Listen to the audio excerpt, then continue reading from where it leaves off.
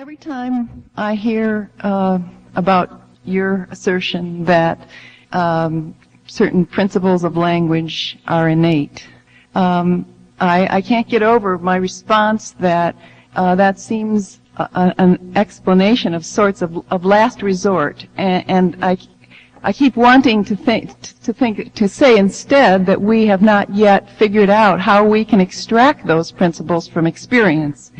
And that's a common reaction, and I think it's an interesting fact that people have that reaction. So it's very, in fact, what you're saying is very characteristic, and it's an interesting fact about the intellectual culture, which goes back hundreds of years. And notice that you have, I assume, you would have a very different reaction to say, let me ask you the following question. Suppose that, as far as I'm aware, nobody knows anything about the biological factors involved in puberty.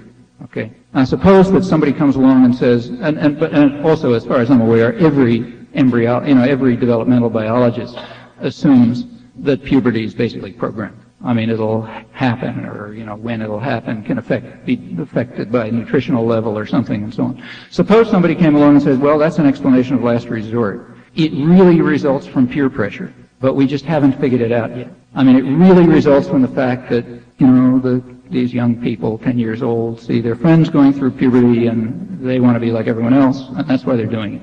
Okay, well, that's conceivable. Now, the point is, when you make that proposal, everybody laughs.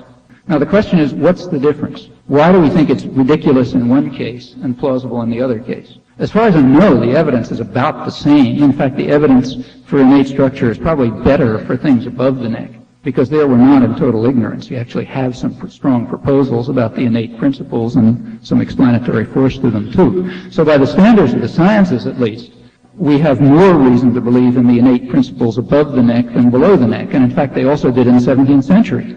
The one case that I mentioned, if you go through it more, it's more convincing, about Descartes and Hume, is an example of that. There were some phenomena around. Everyone agreed on the phenomena.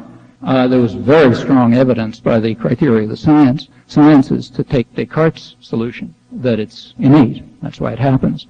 Nevertheless, the long-term consequences were acceptance of Hume's solution with its self-refutation that we don't have the concept of a straight line. Now, I think that reflects that same strange intuition that people have. Above the neck, we insist that everything's got to be experienced. Below the neck, we're quite willing to accept the idea that everything is the way any rational person would think. If you have things that happen without information, it must be coming from inside. And I think the question is, why the dualism? Well, if there were any rational support for it, you could look at that argument, but there isn't any. What it comes down to is exactly the feeling that you express, and that's the standard opinion. So we have to ask a question about irrational attitudes. Why this particular irrational attitude? And that's what it is. And you could have various speculations about it. My frank opinion is that it's a reflection of a kind of something which also showed up in traditional dualism. So, I mean, as humans, it's very natural to think of people as having a mind and a body which are separate. And the problem about how to connect them.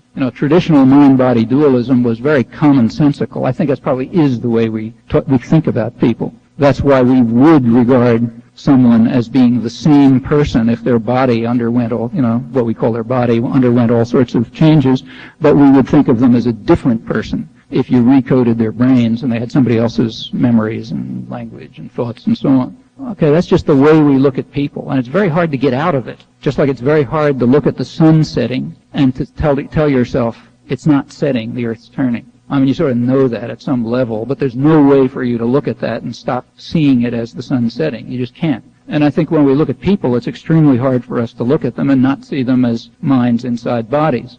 Well, traditional dualism, metaphysical dualism, collapsed for scientific reasons. But that doesn't mean we can get out of our skins. We still look at people this way. And I think what has replaced traditional dualism is a kind of an epistemological dualism, which comes out pretty much like this. It says, below the neck, I mean that metaphorically, like, on the things that people call physical, we're willing to pursue the methods of the sciences. And if they lead us to conclude that things are internally programmed, we'll accept it. Above the neck, we're going to be completely irrational. We're going to insist on what we would never dream of in the case of things that fall on our outside of the intuitive boundary physical. And I think that's probably correct. I don't see any other way of explaining this strange phenomenon for the last several hundred years, that the very same kind of evidence, in fact even better evidence than that which would make us laugh about puberty and peer pressure, has made people think we can't do that in the case of mental activity.